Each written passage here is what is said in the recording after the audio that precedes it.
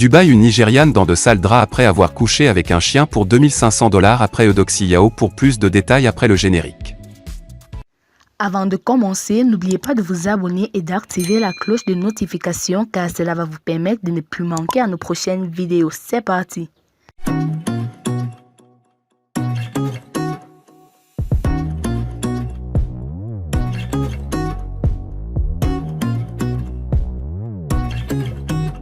J'ai couché avec un chien et mangé le CA d'un arabe à Dubaï. Une Ghanéenne raconte son histoire. La police du Nigeria est à la recherche d'une jeune femme qui a eu des rapports extra-sexuels avec un chien à Dubaï depuis quelques jours. Des histoires et vidéos de femmes ayant couché avec des chiens à Dubaï pour de l'argent sont virales sur la toile. Dans l'une des vidéos, une jeune femme justifie ses actions.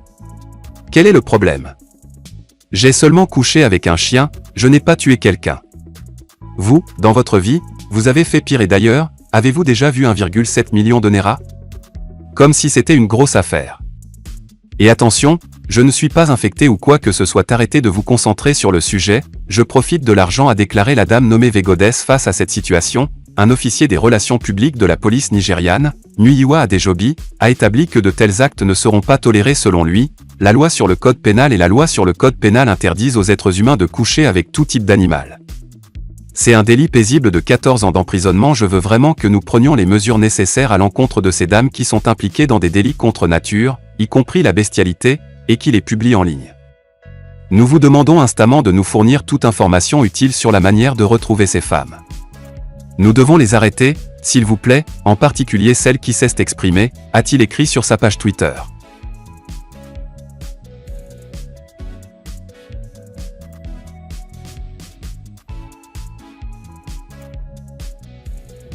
Côte d'Ivoire, quand l'écrivain Sylvain Takoué consacre un pavé à Drogba. Didier.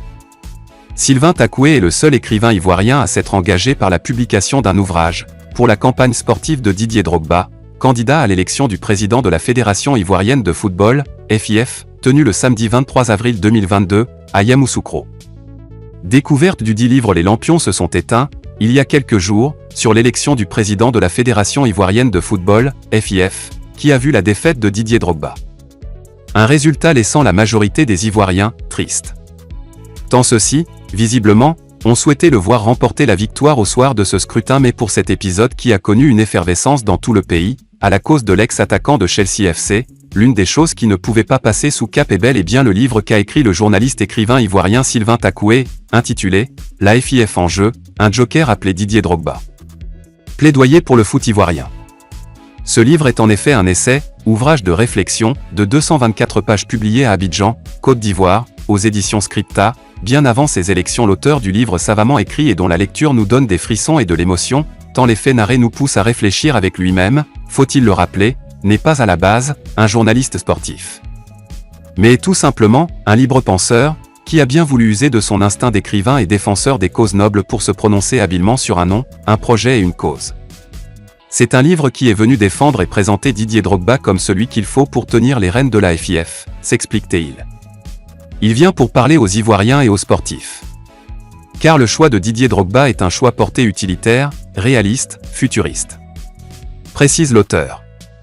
Pour lui, voilà une candidature qui, si elle se concrétisait en une élection consommée en faveur de notre Didier Drogba, à tous, pourrait, et je suis sûr que tous en sont aussi convaincus, conduire notre pays à s'étonner, en premier, de la transformation subliminale de son sport roi préféré, en l'occurrence, le football, resté à ce jour, un sport quelconque, désuet, fatigué, malade, moribond, mort malheureusement préfacé par Eugène Diomandé. Celui-ci soutient que l'auteur, à travers son livre, a rempli une triple mission.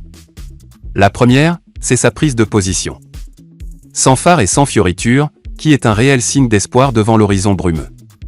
La deuxième de l'auteur de ce courageux et admirable ouvrage, c'est qu'elle constitue un magnifique témoignage, un acte de générosité et d'amour pour cet immense athlète dont chacun des habitants de notre pays reste, dans une certaine mesure et ce n'est pas peu de le dire, redevable.